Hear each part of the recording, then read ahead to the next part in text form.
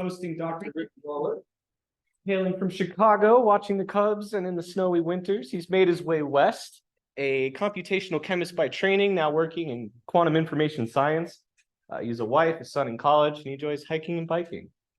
He's received his bachelor's in chemistry from Rice University and went on to earn his PhD in chemistry from Caltech. After a postdoc in USC, he became the director of the Materials Simulation Center at Caltech. He then moved on to Sandia, working his way up the ladder from positions including deputy director of the Sandia Science and Engineering of Quantum Information Sciences Research Challenge, all the way up to now the senior manager of the Advanced Microsystem Group at Sandia, as well as the director of the Quantum Systems Accelerator, one of the 5 DOE National Quantum Information Science Research Centers.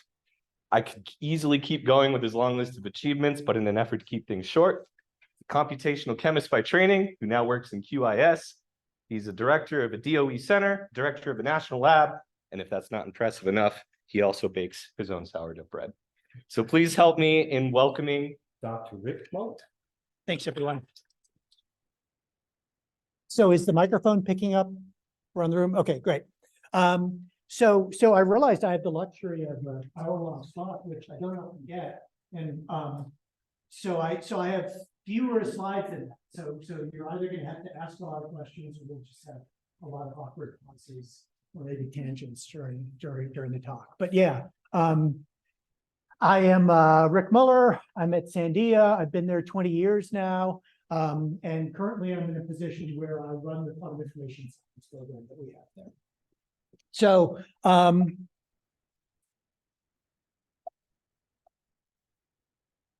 okay, so why do we care about quantum information science? So quantum information science marries the revolutions made in the early part of the 20th century around quantum mechanics with the revolution in information science that was made in the late 20th century. And so when you marry those two technologies together, you get a lot of very powerful capabilities. So what we think ultimately we're going to be able to do with quantum information science is to be able to break what we thought of was unbreakable cryptography.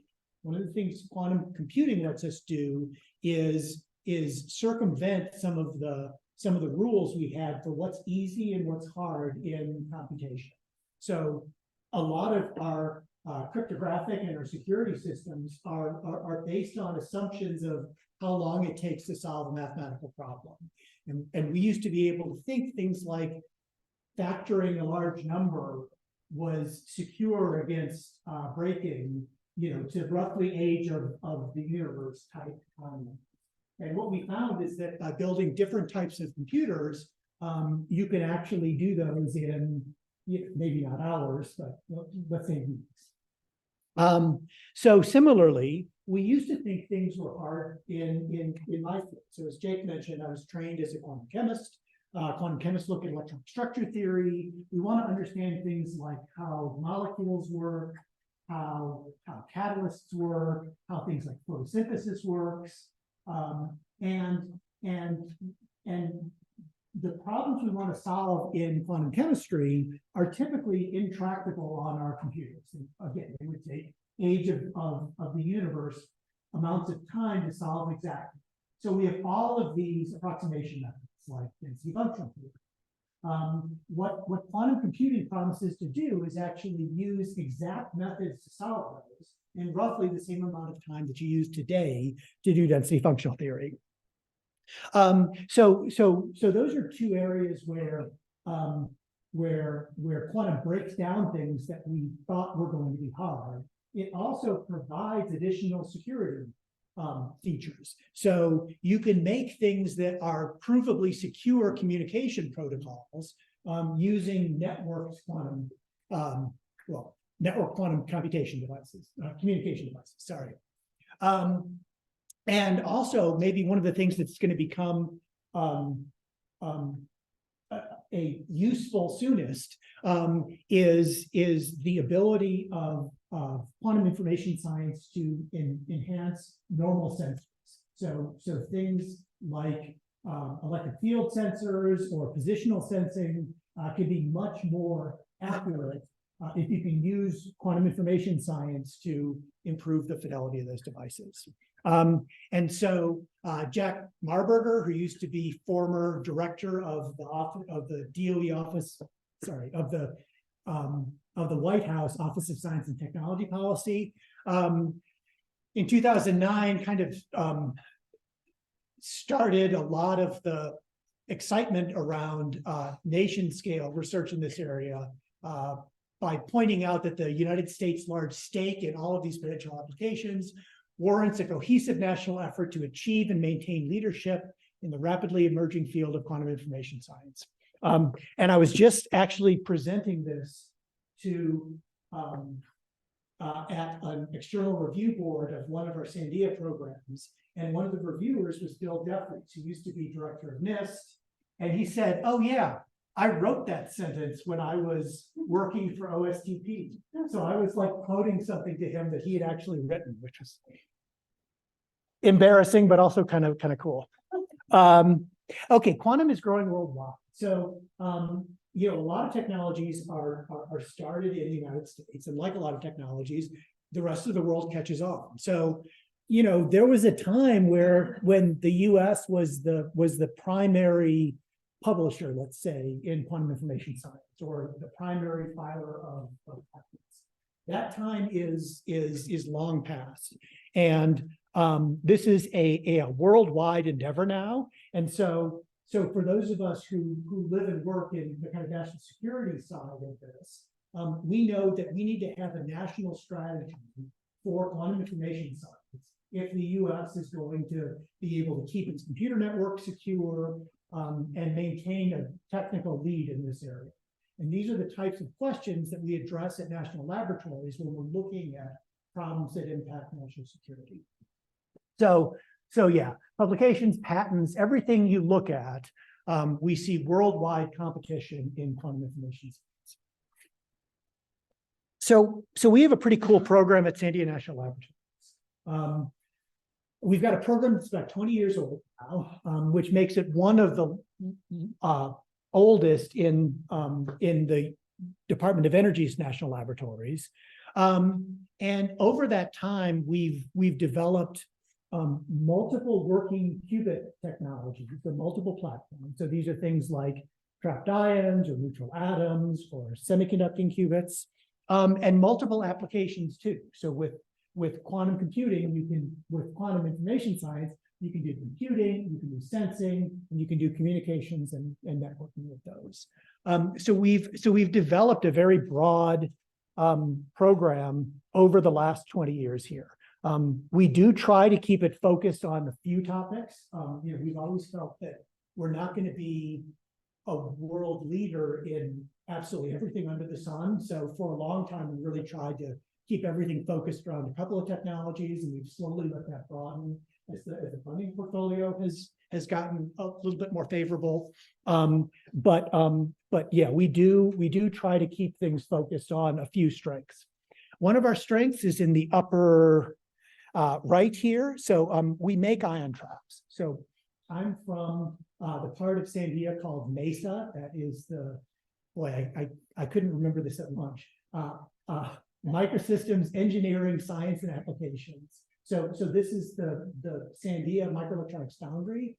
We have the largest government-owned foundry in the United States. One of our specialties is trusted, radiation-hardened, secure microelectronics. But we have this foundry sitting around, so we can do things like make quantum devices.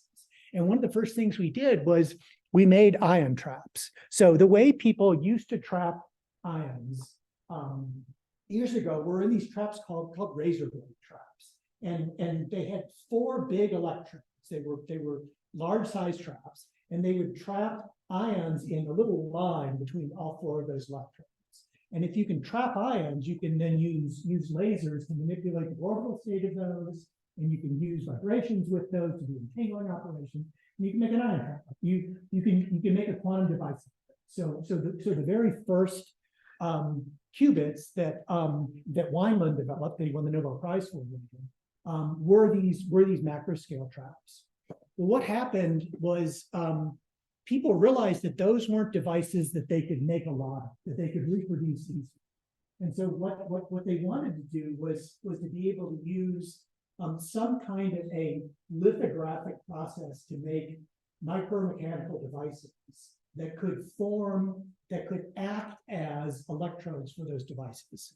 So what we did was develop a very different kind of device, so that rather than trapping ions between electrodes, we actually make a surface. So I got some other pictures that might have a better thing, but what this bow tie looking thing is, the bow tie parts are basically just fan out so you can make contact with them. But it is a straight line of electrodes, and a field comes out of the surface, and we can trap the electrons in that field on top of, so we can trap the ions on top of the electrodes on that device there. So these are called surface traps. And this is what, so this is actually a promotional material from the company IonQ that uses our traps to make commercial quantum computing devices. And this shows one of Chris Monroe's experiments where he trapped something like 140 ions in that device. Trapping is different than controlling. It's easy to trap a lot of ions. It's hard to control a lot of ions. We do not have a trap at this point where we can trap and control 140 ions, although I'm going to show you the latest designs that might get us there. Okay, so those are ion traps. We built, this is a picture of QSCOUT. I've got a few slides on QSCOUT. We have one of the two Department of Energy quantum test beds. So the other one is at Lawrence Berkeley National Labs. It's based on superconducting technology, and it's called the Advanced Quantum Testbed. Ours is based on trapped ions, because that's one of the things we do. And it's called QSCOUT, the Quantum Scientific Computing Open User Testbed. It's all about acronym engineering. And so QSCOUT is an open testbed. You can apply for time on it. The way it's different than things like the IBM Quantum Experience is you run your own circuits on the Quantum Experience. It's on the cloud somewhere, and you log in, run a quantum circuit, and get the answer back.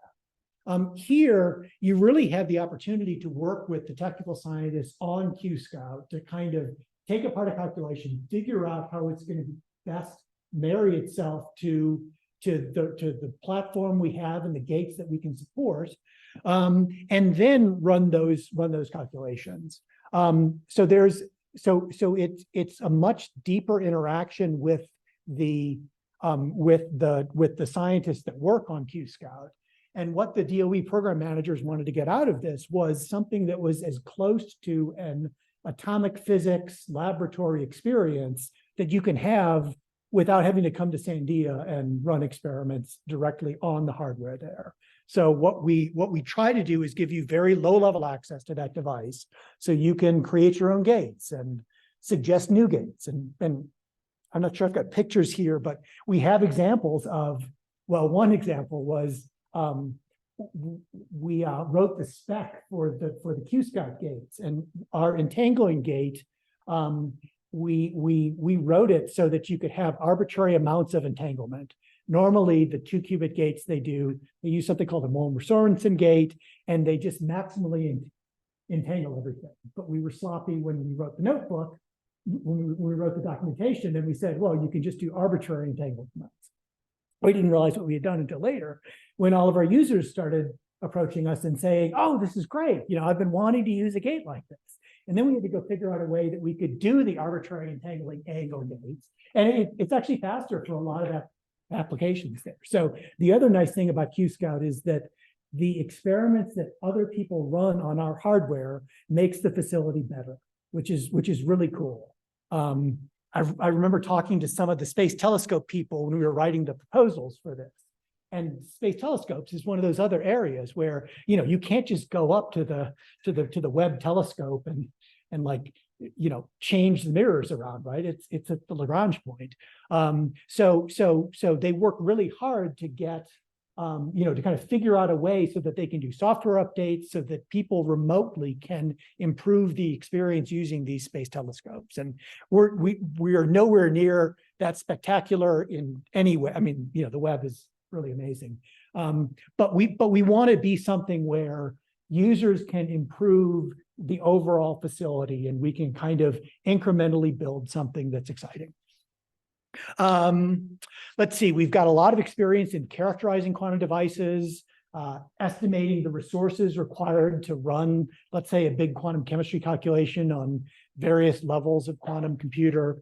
And we work with many different government agencies across government and try to, Sandia's motto comes from the letter that President Truman said when he was standing up the laboratory, where he said that we had the opportunity to render exceptional service in the national interest. And that's something that we take very seriously at Sandia. And so we feel that the quantum program is one of the examples of how we give the government exceptional service in the national interest.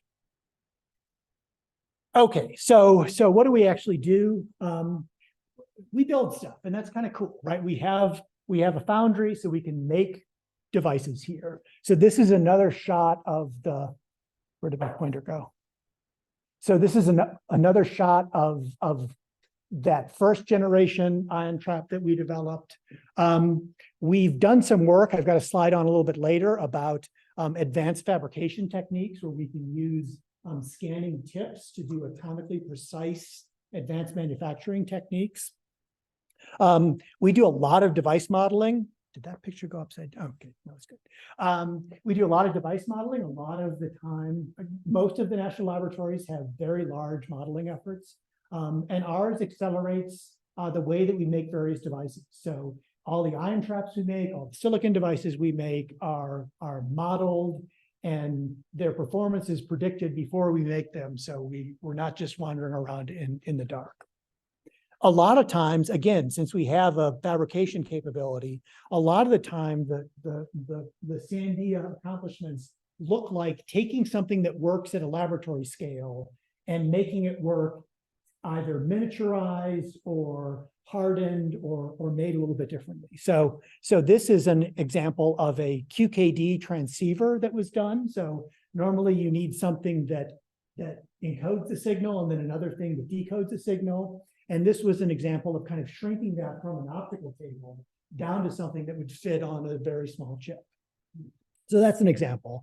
On the bottom here, in these bottom two slides, this was an example of a quantum sensing device that we did to do positional sensing. So one of the things people are concerned about is if you can't see the GPS signal, how are you going to know where you are? So for example, if you're underground in like a mountain, you don't have access to the GPS satellites because you can't see the sky. This is also something that the Department of Defense is concerned about, because the first thing that they think is going to go down in a military engagement is access to the GPS satellites. So this is a quantum sensor that uses a small cloud of rubidium atoms to measure acceleration really, really accurately. And if you can measure acceleration, you can integrate it using Newton's laws and figure out, what your position is, how you're moving in three-dimensional space. And again, this was another example of something that was the optical table size, and we wanted to shrink it down to something that could be put on a plane. So something that was maybe shoebox size. And we didn't get there yet. I've got a picture of where we are now. We're kind of small rack now of equipment, which is cool because we can put it in the back of a pickup truck and drive it around and see if it works, which is kind of neat. But in order to do that, we had to do a couple of challenging things. One, there were a number of different lasers that we had to integrate into a single photonic integrated circuit. So instead of a whole table or a whole rack full of lasers that are then fiber coupled onto a device, we just have a little chip.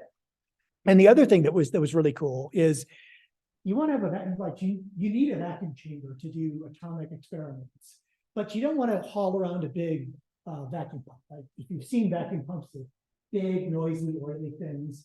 And so what we did here was we did careful material matching. So this device could be evacuated, and then it then holds vacuum, and it's been 2.5 years, I think, under vacuum. Without a vacuum pump, you just basically pinch it off. You basically pump it down, pinch it off, and it holds vacuum indefinitely. So again, if you wanted to make something mobile out of quantum devices, this is an example of how you can do really good material science to map materials properties, get the windows sealed really well, and make something that can be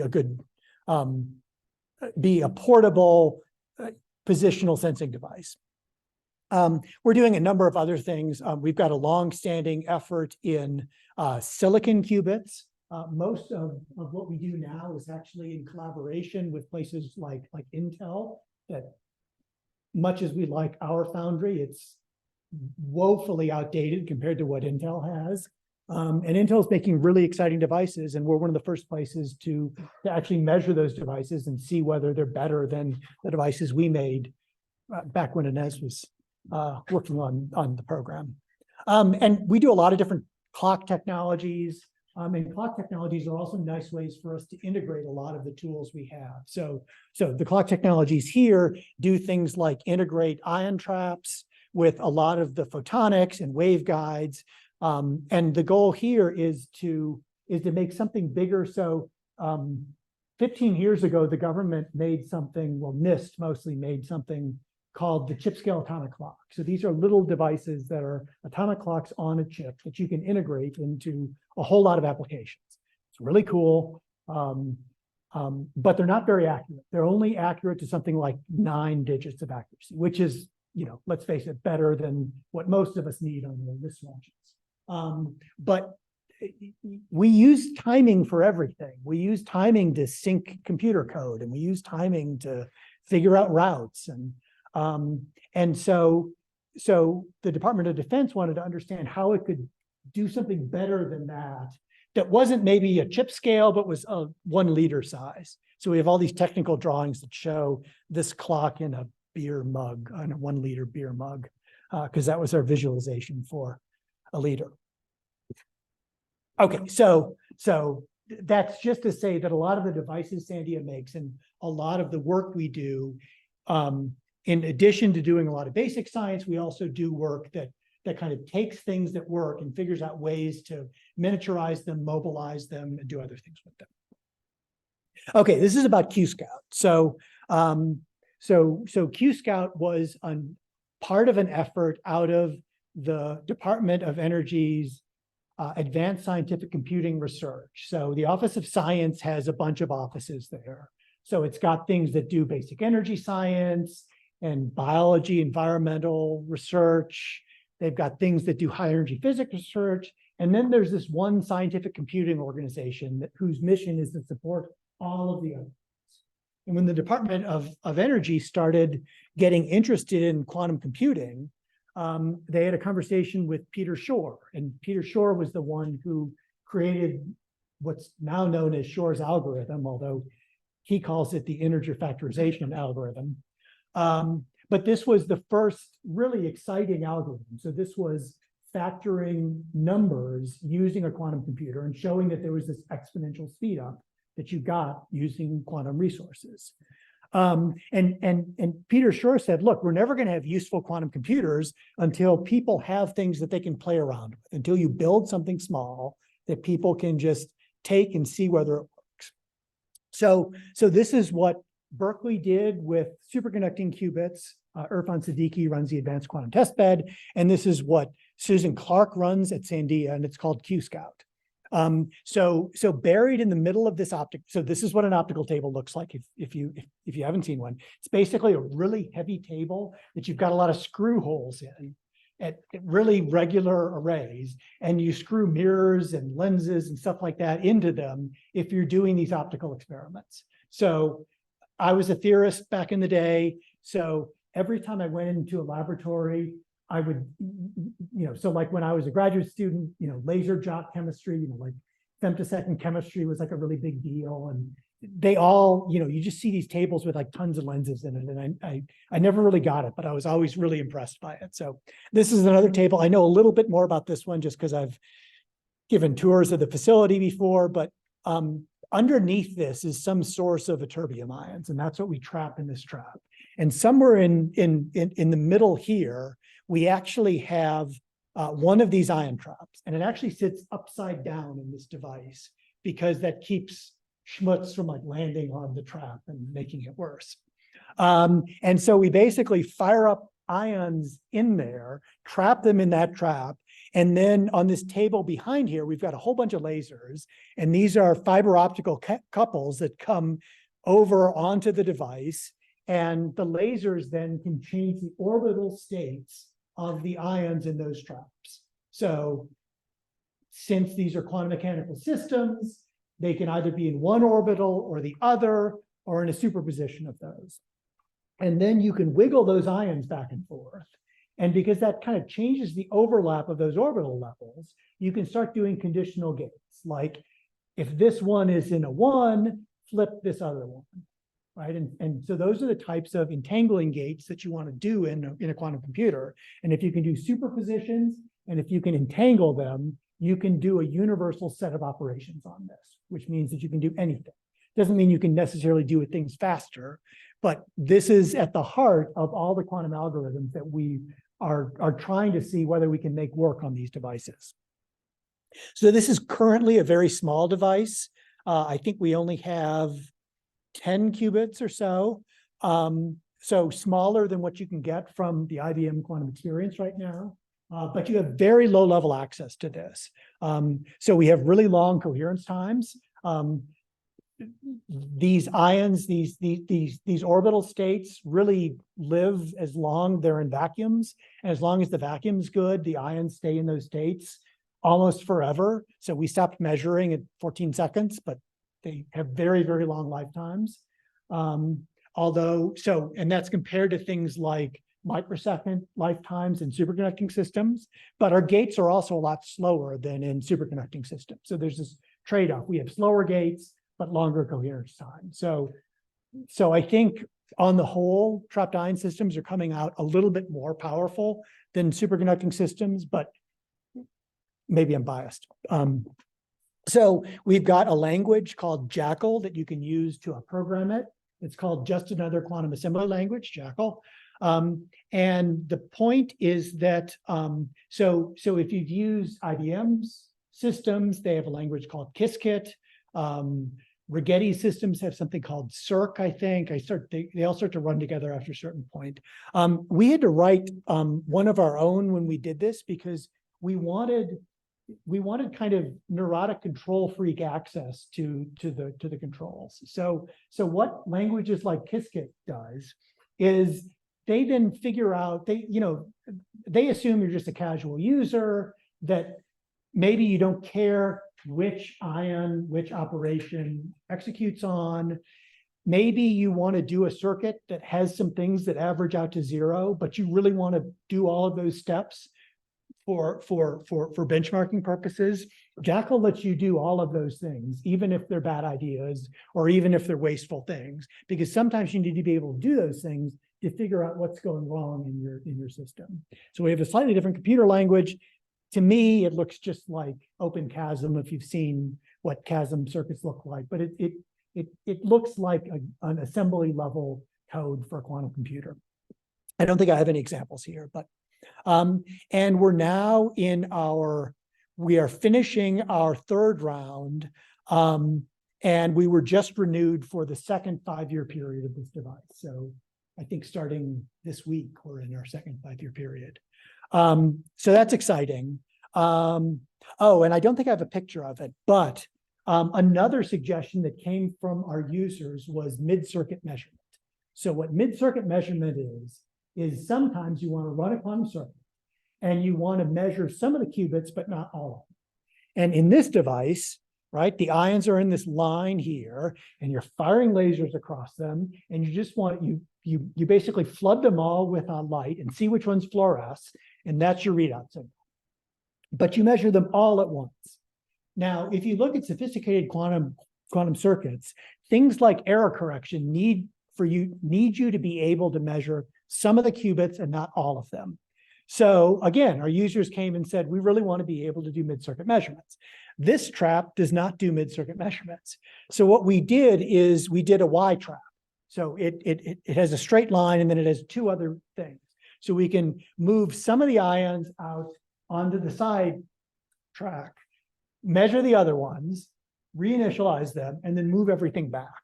So that's not working yet. But the trap itself is out of fab. And again, this was another examples of users saying, we want to be able to do this. And we figure out a way to build a new trap. So this is an exciting way that we can work with users to kind of build a capability that will be most useful for Department of Energy, Office of Science, scientific computing problems. So these were some of our first round users. Indiana University, as a former chemist, did a really neat chemical simulation of proton coupled electron transfer. So there are chemical systems where both a proton and an electron transfers, but you often don't know whether the proton transfers first and then the electron is dragged along, or whether the electron transfers first and then the proton hops over. And so this is a method to determine this. It was also nice. This was by Phil Risherme at Indiana University, who's terribly smart. And so this was a way of simulating. You probably can't see this, but there's a double well system here that's supposed to mimic the nuclear degree of freedom in that. And you can start the proton at different places here and simulate how that system evolves in time.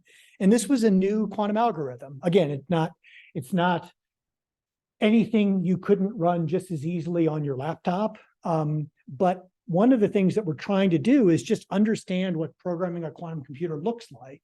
And we need quantum computers before we can figure out what programming them is going to look like. Berkeley did some work on some of these other entangling gate models and understanding what the computational power was of those different models. Oak Ridge did a nice project on ways that we could basically add extra operations to our quantum circuit that would not change the answer but make it better, right? So we know that not every operation has exactly the same accuracy, and so what we could do is we could add extra, more accurate operations that would make the less that would rotate the less accurate operations to some basis where they were more accurate.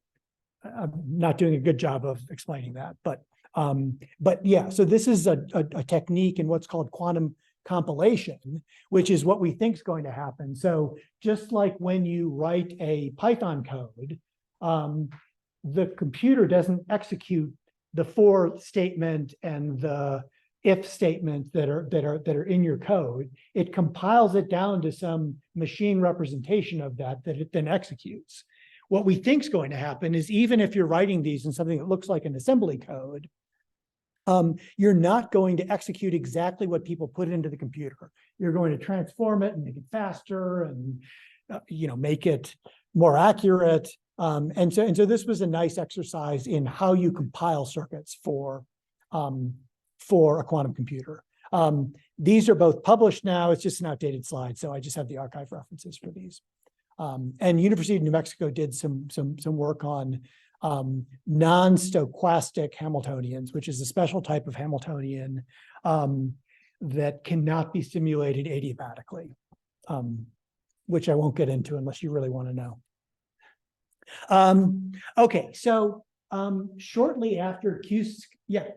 Well, I was going to ask you about stochastic. I've never run across that term before, so whether it's non or what is a stochastic? So stochastic was defined when the D-Wave computer was.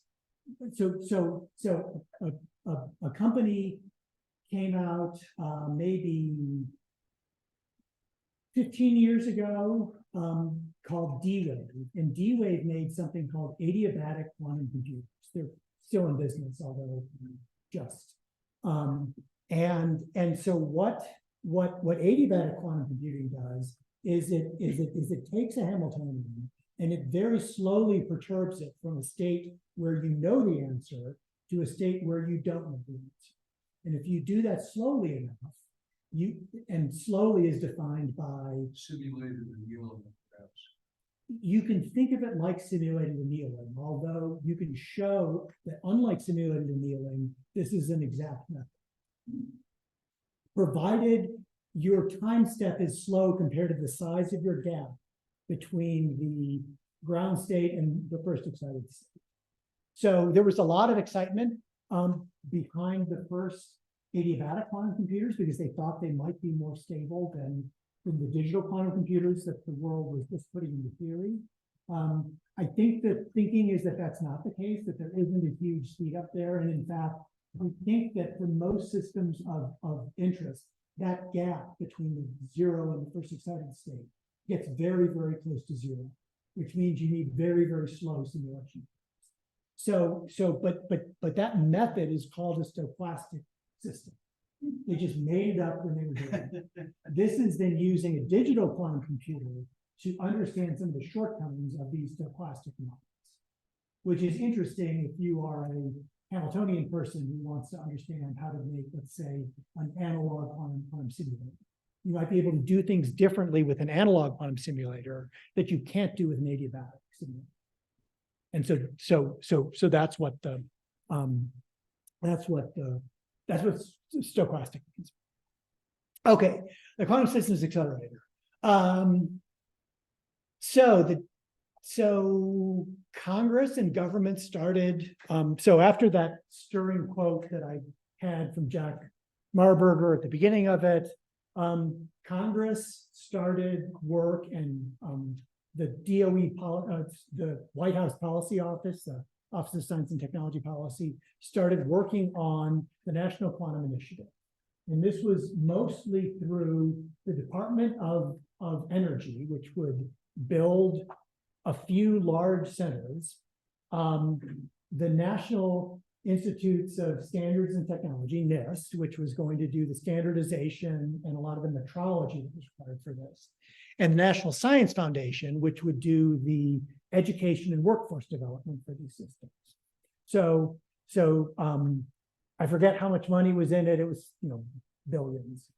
So it was a lot of money that would go into this collective effort. And the goal of this was to help the United States develop, continue a technical lead in this area that we suspected was going to be very important for economic and national security, to build a workforce that would be able to take advantage of these technologies as they developed, and to start the technology transfer process that would create the companies that could hire the people that could implement the technologies that could make all this work. So they funded 5 centers. Sandia teamed with Lawrence Berkeley National Laboratories, which was, we thought the second, we like to think of ourselves as the best quantum laboratory. I think some would disagree. But we teamed with another very, very strong laboratory. Sandia is fundamentally an engineering laboratory rather than a basic science laboratory. Lawrence Berkeley National Labs is a real basic science laboratory. So Jennifer Doudna, who won the Nobel Prize for CRISPR, is associated with Lawrence Berkeley National Laboratory. So, they win Nobel Prizes. They do things that Sandia doesn't do. So there's a really nice teamwork between a basic science laboratory and an engineering laboratory in kind of taking quantum technologies from basic science up to something that can be made into an application. So there was a painful negotiation process where everyone was trying to grab all of the academic collaborators, and we wound up with a lot of the people that did really good neutral atom. So Harvard does really good neutral atom work. CU Boulder does really good neutral atom work. Duke and University of Maryland did really good trapped ion work, and MIT Lincoln Laboratories do really good superconducting qubit work. what we did was, unlike a lot of centers that really just focus on superconducting technologies, we wanted to look at multiple different technologies and understand, are there applications that these technologies are uniquely suited to do? And if so, how do we take them from the stage where we are now? So quantum computers are kind of fun to use now, but there isn't anything that you can't do on a quantum computer much faster on a classical computer. So they're interesting toys. And so scientists call this NISQ, noisy intermediate scale quantum. And there are amazing things that people have developed. We can now demonstrate that we can build and maintain coherent states over long periods of time, that we can start doing things that we don't think we could do on a classical computer. They're just not particularly useful things. And so what we want to be able to do, and then we know some point in the future, there's this mythical land called fault-tolerant application scale quantum computing devices. And that's when we're going to have enough qubits that we can do full error correction on these. And we know that there are lots and lots of amazing things that we can do with this. We don't know how to get from where we are, or what the shortest path is from where we are today to this mythical land in the future. And so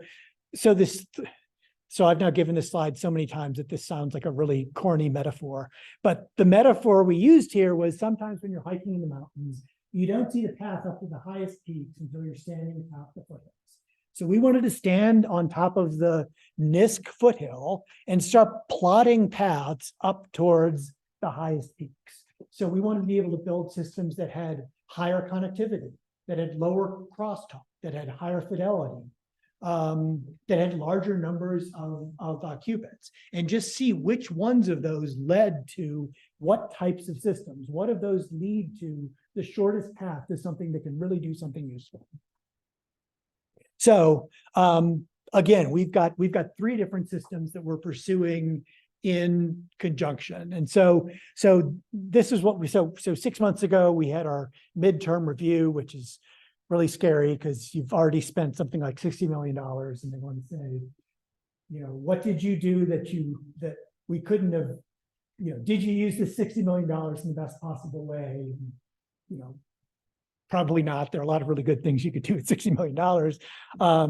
But so this was our one of our promotion slides for the 60 million for what we did with $60 million. So this is the new design of the Sandia ion trap. So one of the problems with those linear traps, we already talked about mid-circuit measure, but the other problem is beyond like 30 or so ions, the chains get really unstable because they're kind of bouncing against each other in a line, and it's like stacking up a lot of pennies, right? You can stack up pennies for a while, but once you get to a certain point, it's all going to topple over at some point. And that's kind of what happens with these ion chains. The chains start to buckle, they start to overlap each other. Some people think maybe that's a good thing, maybe we should investigate that. But for the most part, we know that we can trap somewhere between 30 and 40 and control them pretty well. So what we wanted to do was make a trap that could hold 200 ions. So go from 30 to 200 ions. And this has 5 different linear regions here where we're going to trap ions. Okay. And then linear regions between them where we can shuttle ions between and couple them together just by moving ions around. So this is work that's going on at Sandia. It's coupled to work that's going on at Duke and University of Maryland, since those are our big trapped ion work. We've got some material science work that's done at Berkeley University of California, Berkeley. I was talking at lunch. Neutral atom-based quantum computing devices have just made amazing steps forward in the last 3 years. It's the development of these optical tweezer arrays that people use. So rather than trapping ions in this shallow magneto-optical trap, you now use optical tweezers, so attenuated laser beams that can trap an ion at the middle. And it's just amazing what you can do with these. So this is a picture from Misha Lukin's lab at Harvard, and they're showing that you can not only, pedestrian people like me would just make a rectangular array. because that'd be enough to do quantum computing applications. Misha wanted to show that you could do all these exotic lattices and rearrange them and preserve entanglement through rearranging them. And so what this particular experiment did was he wanted to solve a quantum spin liquid simulation. So, where do spins align if there's some kind of frustrated system? So you can't just assign spins freely, but they're constrained on this Kagome lattice. And this system kind of solves that in an analog simulation. And this was done with 256 atoms. And I think Misha's up to 300 or 400 now, which in some ways makes it one of the largest quantum computing devices that we've made to date. There's still a lot of work to do, but the fidelities look great on these. He's got more than 2 nines fidelity on these devices, which isn't good, but is good for quantum computing devices. Again, the neutral atom platform is just streaking ahead. This is our superconducting platform.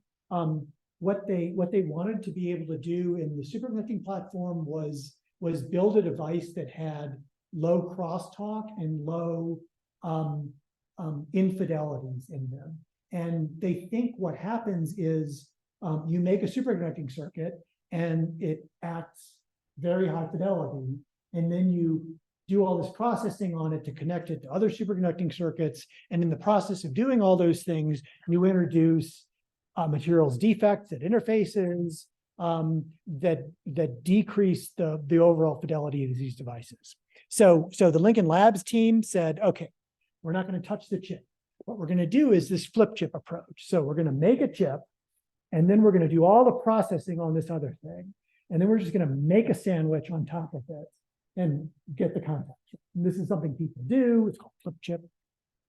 And so this is the MIT Lincoln Labs architecture for superconducting qubits in a way that can increase the connectivity, because you've got now this densely connected connectivity layer, and uses as little processing as possible on the qubit chip itself. You're basically just making contacts to the interposer chip.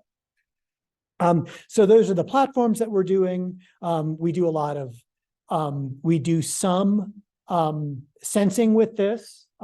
So Jin Yi's lab did an experiment where he could make an atomic clock accurate enough that he could measure shifts in the height. You could see the gravitational change in the redshift in those devices across a millimeter wide sample, which is amazing. From my stance as a computational bigot, I think if you can make a clock that accurate, you can make a quantum computer really, really accurate. But those are the types of things that we're doing across the Quantum Systems Accelerator.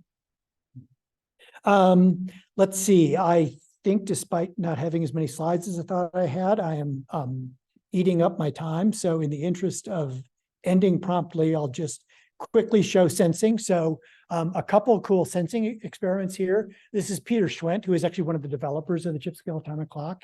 And he's doing a brain scan device. And so he's got little bitty atomic magnetic field sensors on those that are sensitive enough that you can reduce the size of a brain scan from something that looks like an MRI device to something that's kind of more like a football helmet. And the goal is just to miniaturize that and make much more accurate brain scans, and then also start doing things like brain-computer interfacing. And this is the picture of our positional sensing device. So I said we didn't get all the way down to shoebox size, but it's now small enough that we can, put it on a pickup truck and drive it around and see how well it works, which is really important. And we still do lots of cool atomic clocks. Okay, I'm going to skip STM lithography.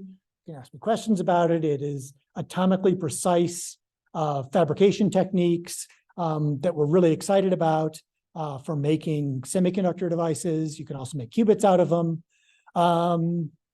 We have a really great capability to figure out what quantum systems are doing, so to characterize what the devices do, and then also to benchmark how well small quantum computers work, because sometimes it's hard since all quantum computers make errors, it's hard to understand what the difference is between a slow, accurate computer and a fast, less accurate computer. So they have this technique where they can make circuits that they know the answer to and see what size circuits, what number of qubits and what number of operations gives the right answer for these. And that's it. So thank you for your attention, and I'd be happy to answer any questions you have.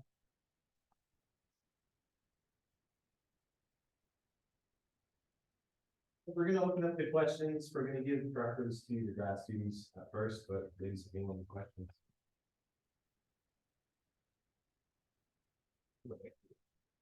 Yeah, so you mentioned that there could be specific advantages between like trapped ions versus superconducting qubits. Yeah. Do you know of any advantages that people have seen already?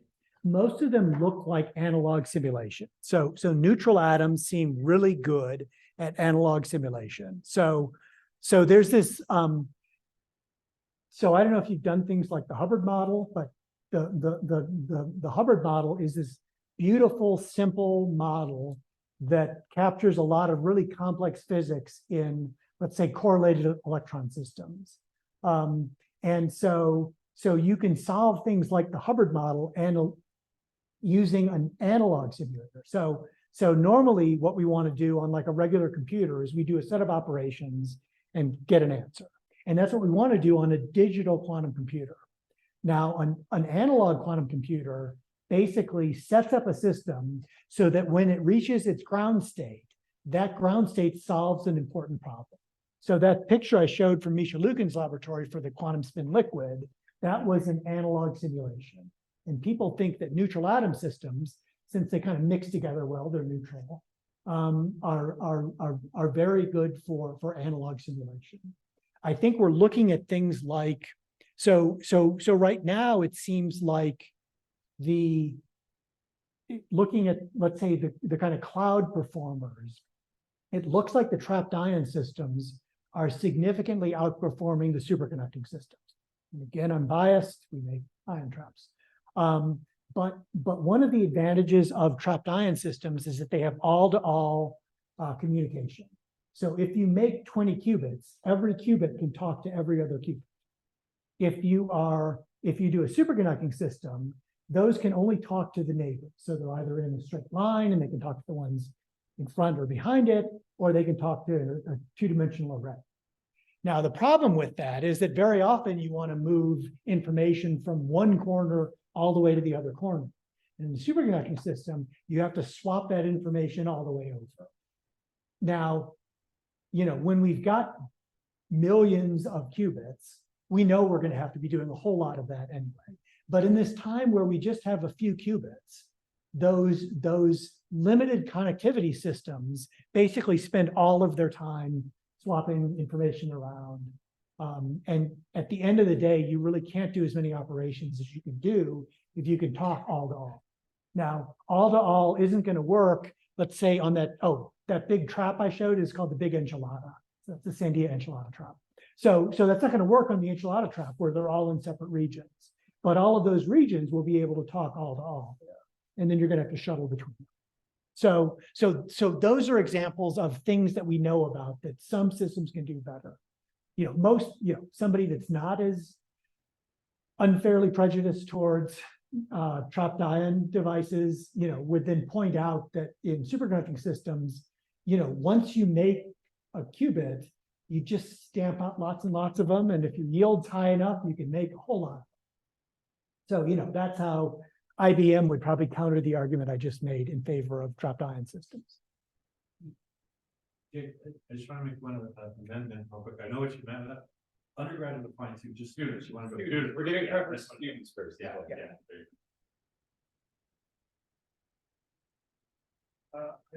You mentioned how you stack these, I believe it was neutral atoms together, like you form like a penny, like a stack of pennies. And eventually they topple over, right? Yeah. You briefly mentioned that some are actually studying how useful the toppling effect is. Yeah. So these are in the trapped ion system. And so what happens is you've got a line in, and then at some point the line buckles a little bit. and then you've got 2 lines. And so Melissa Ravel is a staff member at Sandia, and she does a lot of our new ion trap design. So she was one of the people who did our little Y trap that I told you about that you can show you. And so, but she's also looking at, can we use buckling as a computational power, right? Maybe we want all of the chains to be buckled. We want it to be 2 ways buckled, and we're starting to do something that looks like almost like 3-dimensional arrays of these ions stacked up. Now there are problems with that, and this is just very, very new. But this is an idea that Melissa wants to study, and she's got good arguments for then how that could be better.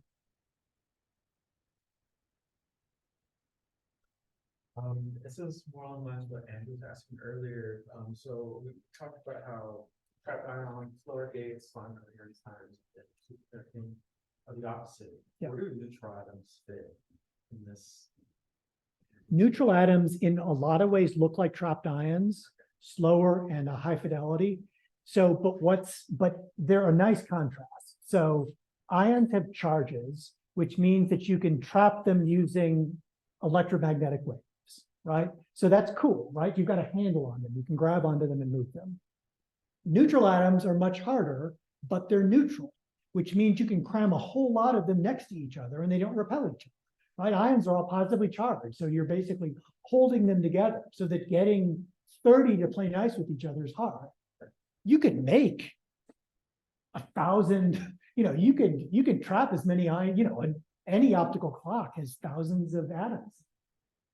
So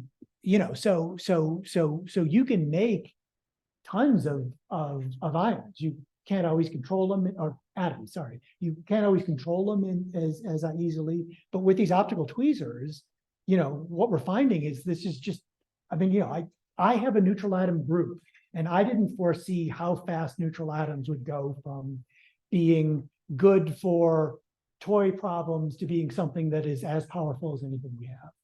I had no idea that this was going to be, this happened in 3 years. Nothing happens that fast.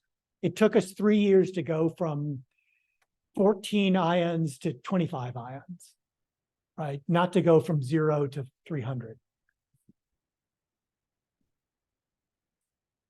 Yes, I actually have another technical question. So we see all these universities, big companies, national labs working in this direction. So where are we still falling behind in quantum information science research? Where is the United States falling behind? Yeah, why are we still falling behind? I don't think that we are. I think that it's just we're not the only player in that field anymore. And so, so if you look around the world, some places do cooperation much better than the United States. So I think the United States model is, let's set up a lot of centers and have them competing against each other and see who's the best. Or let's start a lot of companies and see who's still in business in 5 years. Europe collaborates much better than the United States does, right? It's this old union. It's thousands of years older than the United States. They mostly get along with each other, and they can put a lot of money behind, a few big centers. So there are big research centers in places like Delft and other places that really do a beautiful job of getting a lot of money across the European Union directed at a few scientific problems. The other place that does that well is China. China doesn't need consensus. They can just say, well, we're going to invest a lot of money in this, and we're going to set up a gigantic foundry, and we're going to, keep on fabricating these optical devices until we get one that works with 80 ions. So one of the advantages that some countries have is they can just either by fiat or by agreement, make these huge collaborations together. Whereas Department of Energy realizes that beyond about $25 million a year, centers get really, really hard to manage. And as director of a $25 million a year center, I can tell you that it's almost impossible to manage a center of that. It's just a lot of work. I spend all my time emailing people to give me their technical updates, and then presenting the results of those updates to the DOE, and they say, "Good job. do better next time, and, you know, and then you just rinse, lather, and repeat. So, you know, so different social models can lead to different types of research endeavors. Go ahead. I just wanted to ask, since we've got set up, have you ever had any cases where an ion trap was actually like cut out and measured it? Sorry, that actually what? I asked if you've ever had a case where ion traps of your system, have you ever found out on this? Well, they don't need a tunnel. They can just pop out all the time. So what happens is, we normally do these in ultra high vacuum, and ultra high vacuum is still not a perfect vacuum. So there are background clouds of, let's say, nitrogen atoms in there. And every time they hit one of the ions, it goes flying out into space. And that's one of the things why we have a 14-second coherence time and not a, you know, 1 year coherence time, right? Eventually, the vacuum's not perfect. Something hits one of the ions and it flies off into space. So we make the vacuums as best as we can, but they're still not perfect. Second question. You started making your own sourdough bread before or after the first COVID? Before, but I don't want to make it sound like I'm a visionary. It just seemed like kind of magical. We're gonna have to cut off there, but please help me thank once again. Thank you all.